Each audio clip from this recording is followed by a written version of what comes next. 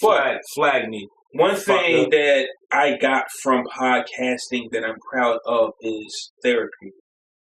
You've been in therapy. I've been to therapy, and we come out as totally different men. Like people talk about a third eye. I don't know what that means, but man, you kind of walk out with an extra eye. Like, God damn, right? I can see clearly now. The rain is gone. Yeah, bitch. I'm not done yet. I can see all the obstacles in my way. Wow. I'm not done. Going on the cloudy sky. I wasn't done. Please hurry up and fucking finish. But anyways, therapy played a huge part into the man that I am today, and I love it. And just watching how other people move, especially black men in the black community, you can look at a man and be like, bro, I can tell you need some therapy. Or how you handle your situation. But you don't want to throw it on people, because the T word is a sensitive word. It's a little rude. It is. You don't just tell somebody that. Yo, bro, what have you thought about therapy? Hey, you need therapy. Man, you fuck wrong with therapy. Wait, what the fuck you mean? Everybody hits different points in their lives, and everybody handles that shit differently. You know what I'm saying? Some people don't know they need therapy until it's like no other option. It's like, yo, I need somebody to talk to. I feel comfortable talking about this. Nobody around me. I just need an unbiased ear with no opinion as to who I am, and let me weigh these problems on. So one thing that I want to talk about is a question that I don't know how long we can touch on this. I don't know how much leg this has, but I just have a question. Can you be a successful black father without therapy? Can you be from the hood? Can you be a successful black father from the hood, from the mud, without therapy? I just feel like even before you get to be a father, you as a person, you as a man, if you have trauma in your life, if you have experiences that you have had in your life and you haven't really handled those scenarios, you're damaged. So you can end up making, you know what I'm saying, an incorrect move in your life based on not handling those negative or those traumatic experiences that you had in your life. So I think that can affect. I don't think that's necessarily say that you can't be a good father if you have traumatic experiences and haven't talked to a therapist or anyone about it, but it could possibly hinder the advice that you give to your kids, you know what I'm saying, when they're going through situations, because now you feel guarded, and if you find your kid coming across a similar scenario, you might tell them to do what you're doing to keep from them experiencing what you experience, but it don't necessarily always work like that. So that's exactly what I'm hitting at. Like, as a father, and as a black father, you'll be there for your kids for most part, but there's probably some things you can't give your children that they need, and that's that emotional energy that men do have. Right. That talk that they need. I got emotional energy. I know it. I tell all my friends, anybody who knows me all the time, I tell them, yo, look, if I feel some kind of way, I'm going to tell you. Not even good or bad. Like, I'm going to tell you. Like, yo, I fucks you. That shit is fine. Keep doing what you're doing. Or if I see you going through a situation, if I feel like we're good enough for me to tell you what I feel like, you know what I'm saying, where you are in the situation, I'll tell you. Okay. And I never mean no malice. I always come from a place of genuineness. So if you don't want to hear it, cool. Tell me. I'd never say another motherfucking word unless you ask. Then I might tell you back to what I mean by that is this. Your son is a teenager. Oh, God, please don't have them years in my life. He's got his heart broken by a girl. Is your conversation, man up, man. Man up, son. Like, this happens all the time. Or can you actually have the conversation with your son and tell him that it's all right to hurt? And I really think... You talk about the first time, right? Anytime. Like, so ain't gonna be 6-7 times later and he like, Dad, she broke my heart. Listen, nigga, listen. Yeah, bro, yeah. Listen, over time, like, you know what? This is the 8th time. Listen, nigga, listen. You ain't learned from the first 6, 7, 9 bitches that played your little dumb ass. I tried to give you the game. You ain't won it. Now you sitting here all soaking. Because that's the kind of advice that black fathers get.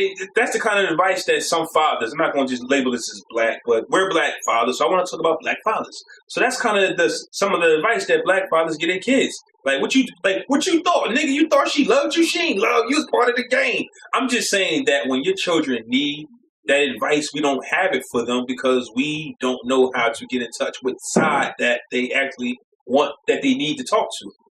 I don't think I have that problem. I'm pretty open with conversation, and I never want my kid to feel like he can't bring anything to me. You know what I'm saying? Like, I'm a very non-judgmental person. Like, my friends can come to me with any scenario that they got going on and want to talk about it, and I won't look at them crazy because I know I done did some shit that I feel like would be crazy if I explained it, and I don't want somebody who I'm trusting with this piece of my information of my life to make me feel crazy as I'm telling it to you. I never fucking talk to you again. And that's like me. Like, I've had sex conversations with my son and my daughter on an immature level and on a mature level. Mm-hmm. When you first talk to your daughter, what do you say? Don't have sex until you're 30.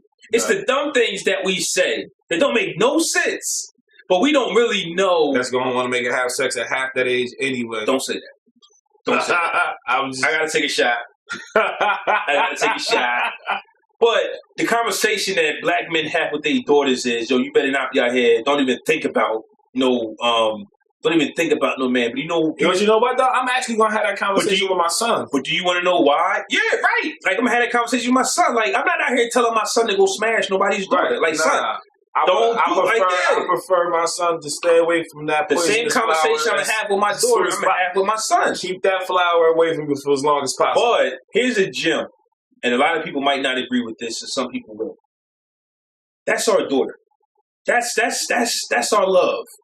So I think what our daughters need to understand is that the first time you be with a man, it takes from us. Like, we're hurt. Mm-hmm. And it's a selfish thing, but I think that the daughters, because men don't know how to express themselves. Bro, do you know how I'm going to feel my daughter lose her virginity that you gave? Like, you think you're going to find out immediately, or I'm not going to find out. You're going to find out like 6 months later. I'm not going to find out immediately because of the immaturity that I had before. She probably is not going to bring that to me. And that's what I'm saying about black men in therapy. Had I would have had a better relationship with my daughter, she might have been. You know, I don't think she. Nah, I still wouldn't want to know. Well, I think, but you saying that right now, you know, you can throw the monkey wrench into the game already by an interjecting conversation with her. Listen, I know the first time we talked about it might not have been the best conversation, but we did. That's what I'm saying. Yeah, okay. A few weeks ago, I recently had to talk with my daughter. And it was better than the ones. I need a shot. It was better. It was better than the ones that I had before. It was more on some. Listen, like, you know, I forgot what I said. Like, once I start talking off the top of my head, I'm gone. Like, nothing. So you gave her some bullshit advice, huh? No. I gave her a path. Like, I made it comfortable. Bro, it was uncomfortable talking to my son. Hit the bullshit switch. It was for what? Bullshit. For what? Not for me. Yeah, you. It wasn't for me. You gave her some bullshit advice. Nah. And it was uncomfortable talking to my son. Because I had to tell him, I said, son, this is about to be uncomfortable. But I need you to be honest with me. Have you had sex yet? Do you know how to put a condom on? Have you had a girlfriend? Like, my son told me he was actually talking to a senior. And I was inside I was mad. I was saying, you should have told me. Because he told me that, you know, she was kicking it with him. And I said, what happened? She said she slept with her ex at the prom. And I said, son, I was hot, son. Mm-hmm. I was just like, son, you know what she did? She had a car. And what people do, women and men, they like to impress the younger one. So she riding you around probably, trying to impress you. You know what I'm saying? Him jealous like, and shit. You a pretty boy. You understand? Yeah, trying to make some other dude jealous. Like, you weren't ready for that game. Right. You was never part of her world. You was just something to do. She used you. Yeah, she used you because you was a young boy.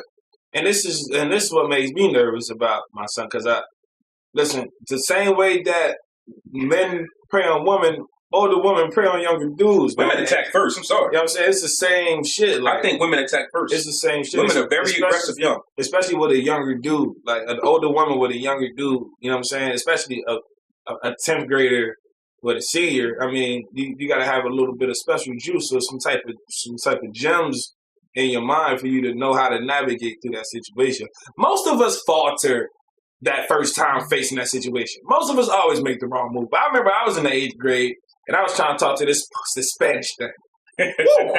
Man, this thing was bad. He used to sit in front desk right in front of me in literature class. I wanted that thing. You know what? I want you, and I'm going to get you.